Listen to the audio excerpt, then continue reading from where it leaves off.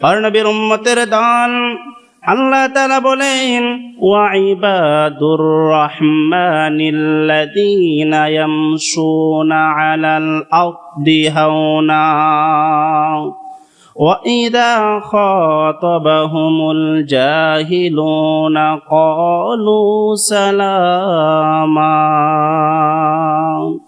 আল্লাহ বলেন আল্লাহর প্রিয় বান্দারা যখন দুনিয়ার জিন্দেগিতে হাঁটবে তখন তারা নমনীয়তার সঙ্গে হাঁটবে, ভদ্রভাবে চলাফেরা করবে, অহংকার আর অহমিকাতার সাথে চলাফেরা করবে না।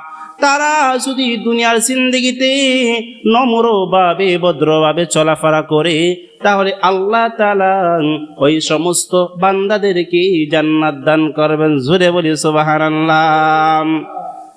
তাই এই দুনিয়ার জিন্দেগিতে আমি আপনি যখন চলবো তখন নমনীয়তার সাথে চলবো, বীরস্ত্রীতার সাথে চলবো, ভদ্রভাবে চলবো, অভদ্রভাবে চলবো না, অহংকার আর অহমিকাতার সাথে চলবো না।